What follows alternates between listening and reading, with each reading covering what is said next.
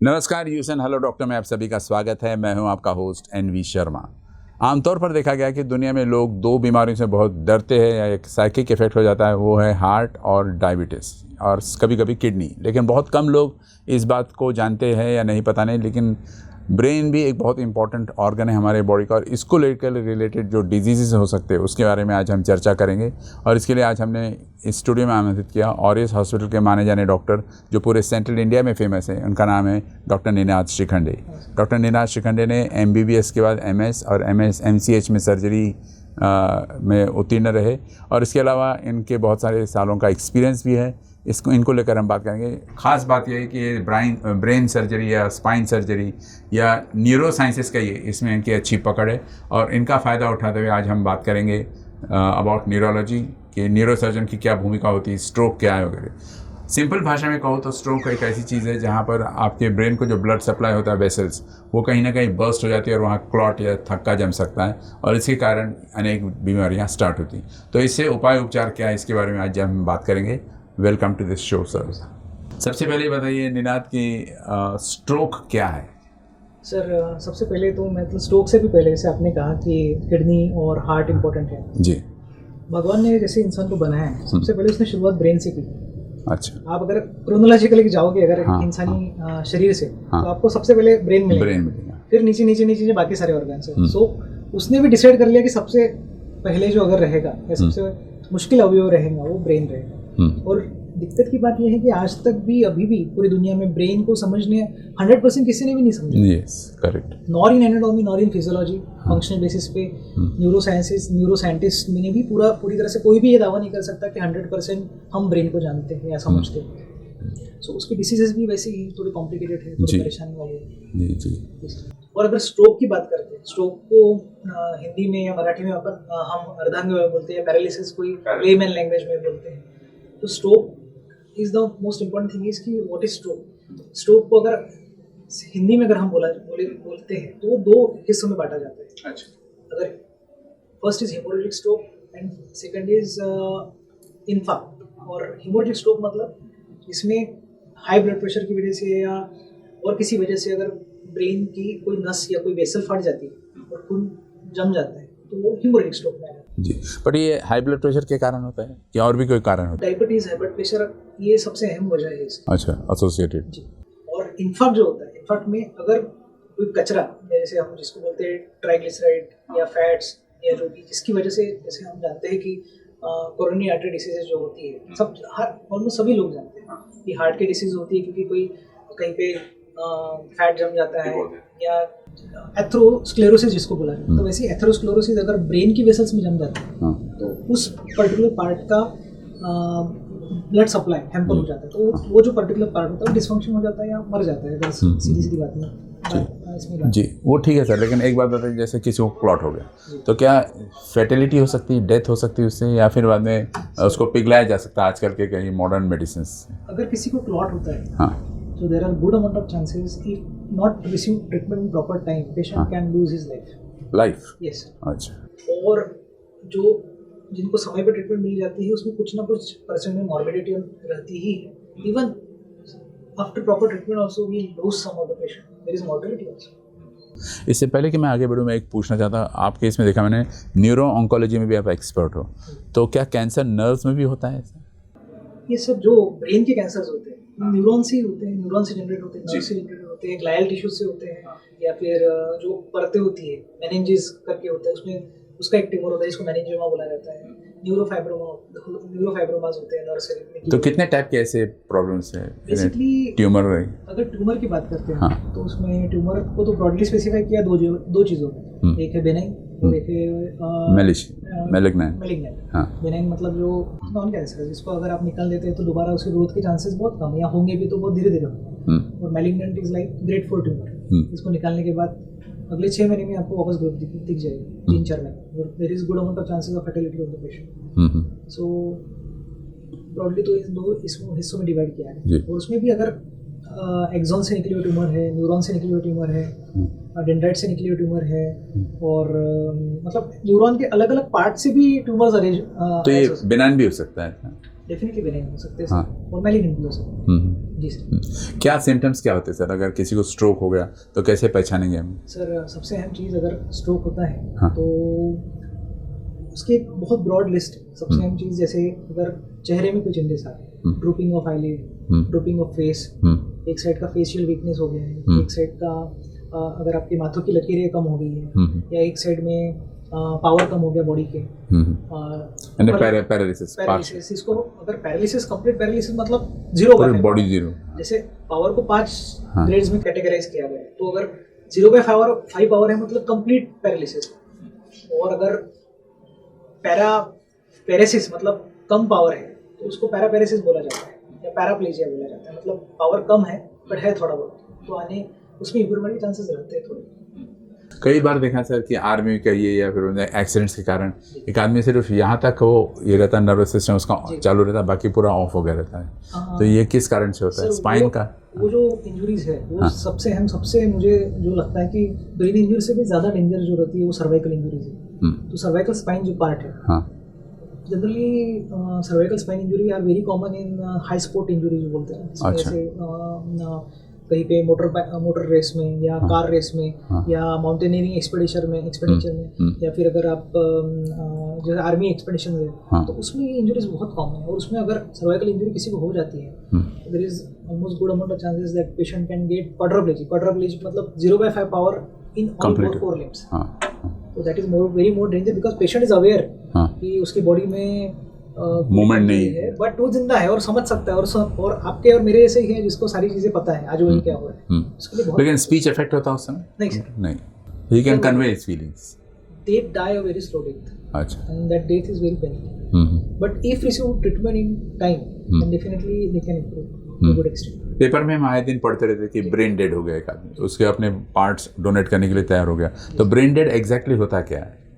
Brain dead का मतलब ये है सर कि ब्रेन स्टेम जो ब्रेन की जड़ है, जैसे पेड़ की जड़ होती है, पेड़ की जड़ आप काट दोगे तो पूरा पेड़ सूख जाता, सूख जाए, तो वैसे ब्रेन डेड का मतलब ये है कि ब्रेन की जो जड़ होती है, ब्रेन स्टेम, तो brain stem got affected. Brain stem में जो 3 पार्ट है वो जैसे मिड ब्रेन से, पॉन्स है, ये काला हो गए, और उसमें पूरे न्यूरॉन्स मर चुके हैं, तो फिर बाकी ब्रेन तो ऐसे ही कोई फंक्शन नहीं, मतलब as good as a living dead है, as good as a vegetative जिसको बोलते हैं वेजिटेटिव स्टेट में, he is like a living dead. उसकी दिल धड़क रहा है, किडनीज बहुत अच्छी है, लिवर काम कर रहा है, ब्लड का फ्लो चल रहा है, but brain is not working, so he will not awake any time. तो रिलेटिव्स को ऑर्गन डोनेशन के लिए तैयार हो जाती है। ऑर्गन डोनेशन को की प्रोसीजर जो है वो बहुत लंबी प्रोसीजर है, और रिलेटिव को उसमें बहुत सारी कानूनी प्रक्रिया भी है, क्योंकि उसमें कानूनी प्रक्रिया को पूरा पार कर ही पेशेंट को ब्रेन डेड बताया जाता है। उसमें 3 डॉक्टर्स की सलाह ली जाती है, 3 डॉक्टर्स की रिटर्न डॉक्यूमेंटेशन होता है, न्यूरोलॉजिस्ट होता है या न्यूरोसर्जन होता है, 2 न्यूरोलॉजिस्ट होते हैं कई बार, एक फिजिशियन होता है, एक मेडिकल सुपरिटेंडेंट होता है हॉस्पिटल का, और जब ये तीनों लोग डिक्लेयर करेंगे तब उसको ब्रेन डेड माना जाता है, और फिर उसका ऑर्गन रिट्रीवल किया जाता है।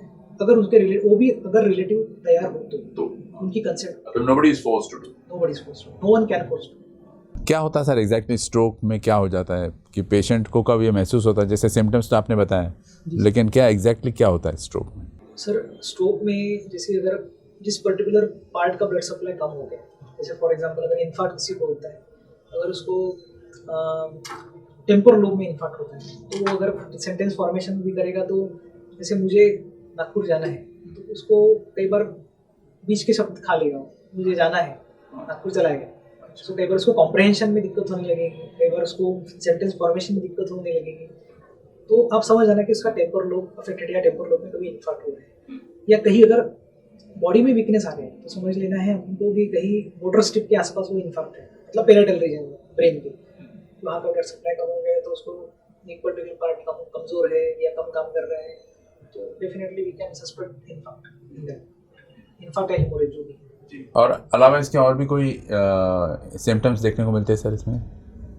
सर क्योंकि कई बार देखा लोग ऐसा अल्जाइमर टाइप का हो जाता है, या पार्किंसंस हो जाता है, या फिर बाद में ये सब ब्रेन रिलेटेड ही है। सर अल्जाइमर और पार्किंसन की जो गति है वो स्ट्रोक पेशेंट में और बढ़ जाती है, या उनको होने के चांसेस ज़्यादा रहते हैं। अच्छा। और स्पेशली अगर एज ग्रुप ज़्यादा रहता है तो उसमें अगर स्ट्रोक हो जाता है तो अल्जाइमर और पार्किंसन में फास्टन अप हो जाता है, अच्छा। जो गति है और बढ़ जाती है। हाँ हाँ। जी। तो एग्जैक्टली क्या करना चाहिए सर, कौन से एज ग्रुप को इफेक्ट होता है और कैसे पता चलना चाहिए कि रेगुलर चेकअप है वो ठीक है? कभी कभी स्लरिंग भी हो जाता है लोगों को। स्लरिंग ऑफ स्पीच हाँ। सबसे कॉमन सिम्टम है जी slurring of speech। जी, वो किस कारण से होता है? Brain related? सर हाँ, उसका स्लरिंग ऑफ स्पीच के तो बहुत ये जो सारे बेसिकली ब्रेन में ऐसा है कि अगर वीकनेस हो रहा है, स्लरिंग ऑफ स्पीच हो रही है, या कॉम्प्रहेंशन में दिक्कत आ रही है, या दिखने में कोई पार्ट अगर दिखने में कमजोरी आ गई है, या वीकनेस है बॉडी में, सो ये ज़रूरी नहीं कि उसको इन्फाक्ट मतलब या स्ट्रोक ही हो सकता है कई बार ये चीज़ें ट्यूमर की वजह से भी होती है। ओके, तो ट्यूमर आप जब निकाल दोगे तो ये सब चीज़ें निकल जाती हैं, नॉर्मल हो जाएगा। जी। So it is not like that कि ये जो सारे सिम्टम्स हैं वो आपको सिर्फ स्ट्रोक में मिलेंगे, but definitely in particular age group about 50 मतलब आफ्टर 50 के बाद, specially those who are diabetic, hypertensive, या जिनमें हाइपरलिपिडीमिया है, या जिनमें हिस्ट्री रह चुकी है, उन लोगों में दिस इज़ वेरी कॉमन। या जो वेरी सिनेल का मतलब क्या कह सकते हैं कि they are not active in their life, like they are not having regular exercises or not having senile life. One of the reasons ये भी हो सकता है। Definitely ji so you should be active for that। Hindi फिल्में आपने देखी होंगी sir, अनेक फिल्म, और इसमें बताया जाता है कि हीरो कहीं गिर जाता है, मेमोरी लॉस हो जाती है, फिर वापस उसी टाइप का कुछ इंसिडेंट होता है और वापस वो रीगेन करता है। ये कहाँ तक फिक्शन है, फैक्ट है? एग्जैक्टली मेमोरी लॉस क्या होता है? हो सकता है कोई प्लॉट निकल गया वहाँ से, और ये बहुत रेयर है ऐसा। ही तो इट्स मोर और लाइक अ फिक्शन। देखिए तो मतलब वो हिंदी फिल्मों में तो बहुत कॉमन दिखाई देता है ये सब। लेकिन मेमोरी लॉस की बात करें अगर हम, तो किस कारण से होता है? Memory loss, the most common memory loss है सेनाइल। जैसे अगर आपके एजिंग हो रहा है तो मेमोरी लॉस होना शुरू हो जाता है। अपार्ट फ्रॉम एजिंग तो और कौन से factors? Even after injury, head injury अगर होती है किसी, तो पोस्ट ट्रॉमेटिक अमनेसिया जिसको बोलते हैं, जैसे मतलब ट्रॉमा के बाद चीज़ें भूल जाना कि पहले मेरे मुझे याद ही नहीं कैसे मैं गिरा, क्या हुआ, पिछली चीज़ें याद नहीं, तो उसको याद करने के लिए सब आ जाता है समय के साथ, डेफिनेटली इम्प्रूव्स। या फिर even stroke has little bit chances that patient can't remember the things, he has difficulty in remembering things। Concussion क्या होता है sir? Concussion injury is effectively sir injuries, concussion is a part of head injury only। मतलब कैसा होता है कि उसको trauma हुआ है, ब्रेन जो है अपना CSF से घिरा रहता है, cerebrospinal fluid से आजू-बाजू, मतलब पानी में तैरता रहता है। It is not fixed to the skull or something, is floating inside the skull। तो फ्लूइड के अंदर। जी। तो जब पेशेंट को कहीं गिरता है या कोई ट्रॉमा होता है तो उसको बहुत जोर से झटका जर लगता है। तो कई बार ऐसा होता है कि सिटी स्कैन करोगे तो ब्रेन में कोई आपको परेशानी नहीं दिखेगी उसमें, मतलब city brain will be fine, but patient will be having symptoms like headache plus memory loss plus weakness. तो वो डेफिनेटली कंकशन की वजह से होती है, क्योंकि ब्रेन हिल जाता है।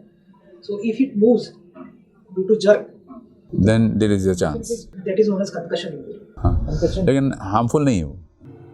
No, it is not that much harmful as compare to what, जैसे जो प्रॉपर ब्रेन इंजरी के बाद जैसे होता है वैसा उतना हार्मफुल नहीं होता है। किस एज ग्रुप में जनरल इफेक्ट होता है? आमतौर पर हमने सुना है कि बुजुर्गों में होता है, लेकिन आजकल जो फास्ट पेस्ड लाइफ है इसमें किसी को भी हो सकता है? स्ट्रोक सर इवन 18 साल के बच्चे में, 18 साल की युवती में भी मैंने देखा है।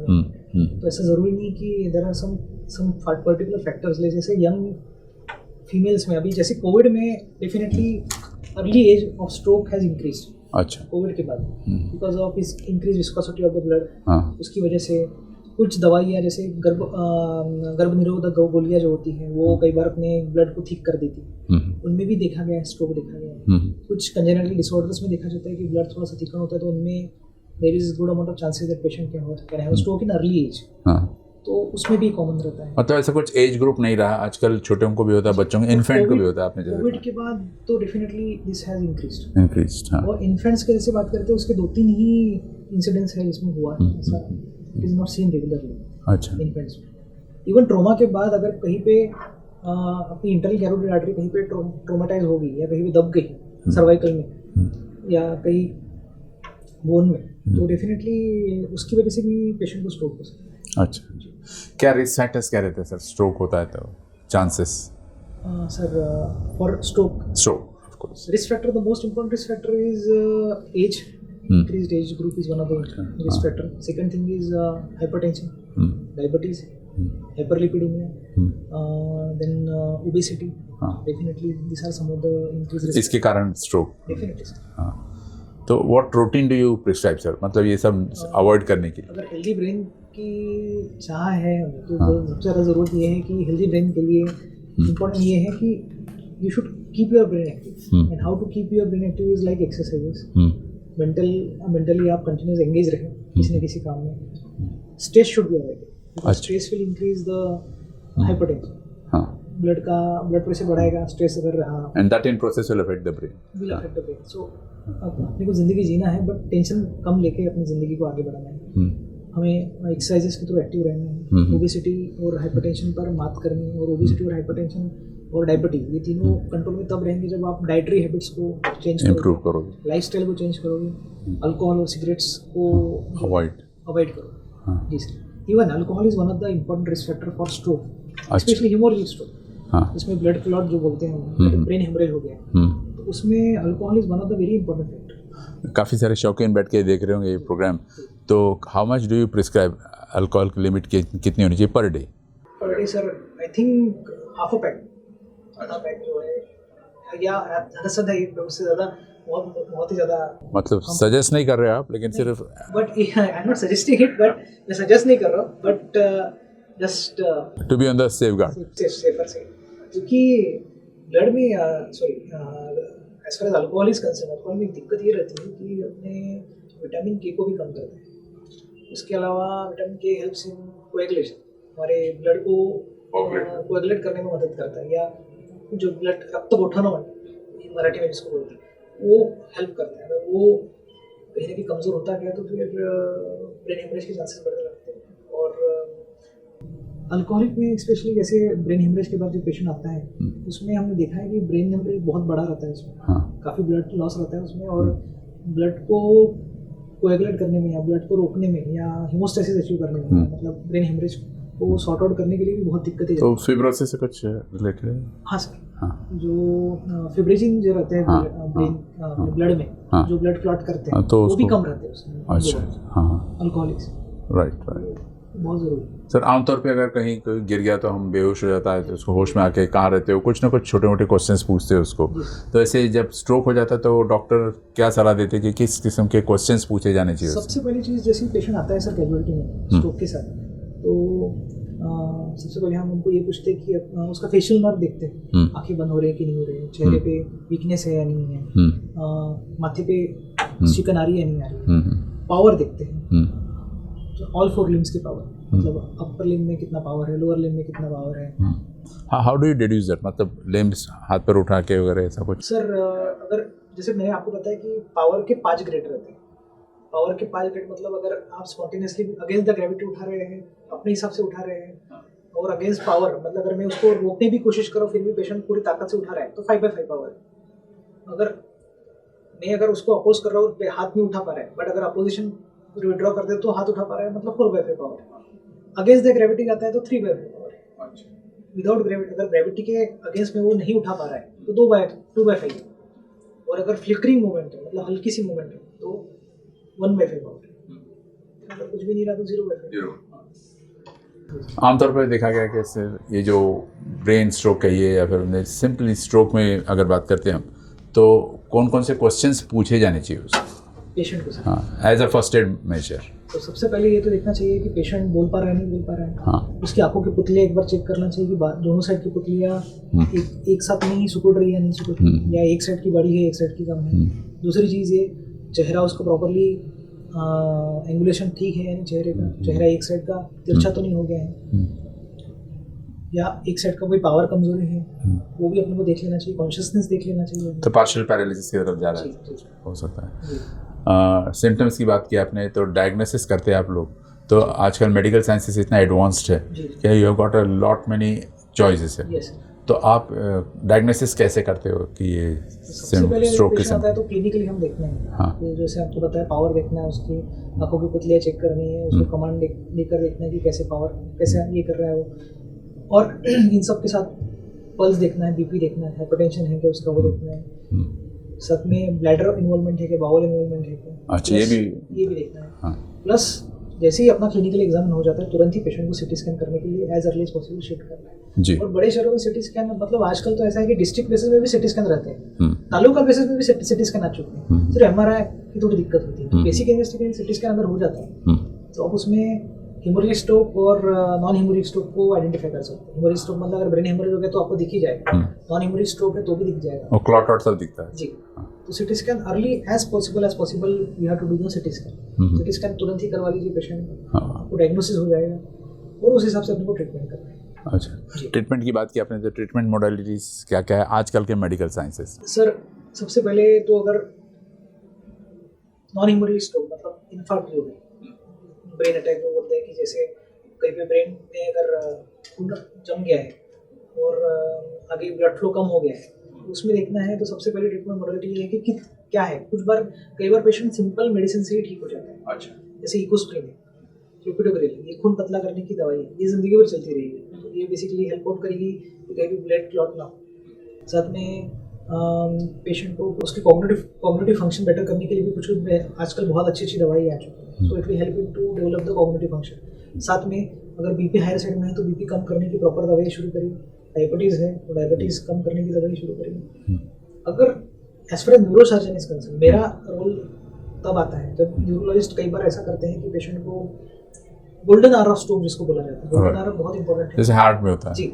नॉन हेमोरेजिक स्ट्रोक में गोल्डन आवर बहुत इंपॉर्टेंट है, मतलब इन्फार्क्ट जिसको बोलते हैं, यानी खून कहीं पे अगर रुक गया है उसमें गोल्डन आवर मतलब 4 घंटे का गोल्डन आवर है, विद इन 4 आवर्स आपको पहुंचना है हॉस्पिटल। और थ्रोम्बोलाइटिक एजेंट मतलब थ्रोम्बोलाइसिस खून पतला करने की दवाई न्यूरोलॉजिस्ट देते हैं, तो जैसे ही वो अंडर ऑब्जर्वेशन देते हैं तो उसमें अगर ब्लड पिघल जाता है तो वेल एंड गुड, बहुत अच्छा हो जाता है। उसके कुछ साइड इफेक्ट्स भी हैं, अगर कई बार ये देते भी पेशेंट को हेमोरेज होने के चांसेस रहते हैं, so it has to be given under monitoring.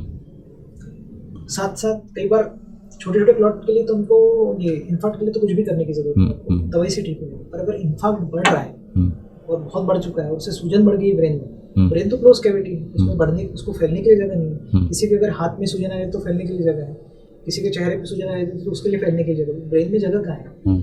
तो फिर न्यूरोसर्जन का रोल आता है। तो हमको जो बुलाते हैं वो तब आता है, तब एक न्यूरोलॉजिस्ट कॉल देता है जब सूजन ज़्यादा बढ़ गई, तब हम उसमें डीकम्प्रेसिव क्रेनियोटॉमी करके सर्जरी होती है वो करते हैं। उसमें हम एक साइड का जहाँ पे अफेक्टेड होता है उस पार्ट का स्कल को निकल के हम उसको रिपोजिट कर कहीं और बॉडी में रिपोजिट कर देते हैं, तो और वहाँ का जो ब्रेन के ऊपर का पर्दा है उसको काट देते हैं, ब्रेन को सूजने के लिए या फैलने के लिए जगह मिल जाती है, और उस वैसा करके हम पेशेंट की जान बचा सकते हैं। अच्छा, और अगर हेमोरेजिक स्ट्रोक है तो अगर हेमोरेज हुआ, कई बार हेमोरेज छोटा सा हेमोरेज रहा तो वो तो कंजर्वेटिवली मैनेज होता है, मतलब दवाई से ही वो मैनेज हो जाए। पर अगर बहुत बड़ा स्ट्रोक है, बहुत बड़ा हेमोरेज हुआ है पेशेंट तो फिर उसमें सर्जरी की जरूरत पड़ेगी, जिसमें हमको क्लॉट निकालना पड़ता है। और क्लॉट कैसे रिमूव करते हैं सर? अगर क्लॉट सर्जिकल क्लॉट अगर निकालना है तो सबसे पहले तो अपन सीटी स्कैन करेंगे, जहाँ पता चल गया जहाँ पे क्लॉट है, अंडर माइक्रोस्कोप गाइडेंस हमको क्लॉट निकालना पड़ता है। अच्छा, विदाउट माइक्रोस्कोप निकालना बहुत मुश्किल हो जाता है, क्योंकि उसमें हम अगर कहीं छोटी सी भी अगर कहीं से खून का स्त्राव हो रहा है तो वो वापस जम जाएगा और शायद पहले से भी ज्यादा नुकसान पहुंचा सकता है पेशेंट। राइट, और हेमोस्टेसिस अचीव करना मतलब उस भाव को रोकना है तो उनको माइक्रोस्कोप से ही रोकना पड़ता है। जी, सक्सेस रेशियो क्या है सर? आपने ऑपरेशन किया, ब्रेन खोला और बाद में उसको ऑपरेट किया, क्लॉट निकाल दिया एंड वापस उसको पैक कर दिया, that is good amount of success ratio. जान बचाने के लिए और मॉर्बिडिटी मॉर्टेलिटी रोकने के लिए बहुत अच्छा खासा सक्सेस रेशियो। तो ऐसा भी होता है कि आफ्टर द ऑपरेशन सक्सेसफुल हो गया है लेकिन उसके बाद भी पेशेंट के ऊपर कुछ ना कुछ उसका इम्पैक्ट है और अभी तक वो पहले जैसा नॉर्मल नहीं जी पा रहा है, ऐसा है? अगर इन्फार्क्ट हेमोरेज की बात, पेशेंट को कई बार 1-1 साल तक लग जाते हैं इम्प्रूव होने के लिए। 6 महीने तो कॉमन है, 5-6 महीने, पर इन दौरान उसकी फिजियोथेरेपी होना, एक्सरसाइजेस करना, प्रॉपर ट्रीटमेंट होना बहुत ज़रूरी होता है। तो आफ्टर सर्जरी या after proper treatment from hospital सबसे अहम पार्ट होता है फिजियोथेरेपिस्ट, उसकी एक्सरसाइजेस तो किस तरह से आप कर रहे हैं। परिवार वालों का रोल ज़्यादा बढ़ जाता है, उनको खान पान कैसे चल रहा है, उनकी बाउल हैबिट और ब्लैडर हैबिट में आप कैसी मदद कर रहे हैं, उनको प्रॉपर ज़िंदगी देने के लिए क्या हेल्प कर रहे हैं, उनको are you giving justice to their life, मतलब उनकी ज़िंदगी को प्रोडक्टिव बनाने में कितना हम मदद कर रहे हैं, उनको ऐसा ना कि वो बोझ है किसी को, ज़्यादा इम्पोर्टेंट। सर ये तो हो गई बात, ये अगर बराबर टाइमली डिटेक्शन हो गया तो कभी कभी लेट डिटेक्शन होता है या फिर समय निकल जाता है और उसके बाद पेशेंट पहुंचता है हॉस्पिटल, तो उसके सर्वाइवल चांसेस कितने होते हैं? अगर समय निकल गया उसके बाद आए हैं तो अपने को स्कैन करना है। स्कैन में अगर अभी भी हमें समय लगता है, ऐसा लगता है कि सर्जरी से काम हो जाएगा, तो तुरंत ही पेशेंट को सर्जरी की लेना है, ऑपरेट कर लेना है, कुछ चांस देखना है कि सब तक पेशेंट इम्प्रूव हो, then you have to give the thing on fate, तो किस्मत पे छोड़ना पड़ता है। जी, न्यूरोसर्जन की भूमिका की बात करेंगे सर, इनका क्या रोल रहता है? न्यूरोसर्जन की भूमिका तब आती है जब ज़्यादा ही Complicated. स्ट्रोक ज़्यादा बढ़ जाता, मतलब खून का बहाव ज़्यादा होना शुरू हो गया है, ब्रेन में ज़्यादा सूजन आ रही है, ब्रेन की सूजन बढ़ गई है, तो डेफिनेटली तब न्यूरोसर्जन का ही रोल शुरू हो जाता है। तो definitely there is a 100% role of neurosurgeon. So neurosurgeon surgeon आते ही अपने को डिसाइड कर लेता है कि सर्जरी की ज़रूरत है या नहीं। अगर सर्जरी की ज़रूरत हो, विदाउट लूजिंग टाइम उनको ओटी में लेके पेशेंट की सर्जरी शुरू कर देना है। जी सर, फिट्स की बात करेंगे, मिर्गी जिसको बोलते हैं हम, तो ये एग्जैक्टली स्ट्रोक से रिलेटेड है या एक अलग ही सब्जेक्ट? अगर आप बात करेंगे तो ये तो मतलब it is a very huge topic. और मिर्गी जो होता है वो कई बार कंजेनिटल, मतलब बच्चों को बचपन से रहता है, कई बार बर्थ डिफेक्ट्स की वजह से होता है, कई बार इवन ट्रॉमा की वजह से होता है। अच्छा। सिर को चोट लगने के बाद भी पेशेंट को मिर्गी आ सकती है। इवन ब्रेन हेमोरेज के वक्त भी पेशेंट को मिर्गी आ सकती है। ट्यूमर की वजह से भी मिर्गी आ सकती है। अरे जी। सो इन सब में ट्रीटमेंट अलग अलग है। बट आज मॉडर्न मेडिसिन की बात करें तो इतनी अच्छी मेडिसिन निकली हुई है कि परमानेंटली क्योर हो सकता है। डेफिनेटली स्टेज के ऊपर मतलब अगर है तो डेफिनेटली यू कैन कंट्रोल, मतलब हम बहुत हद तक कंट्रोल पा सकते हैं मिर्गी के ऊपर।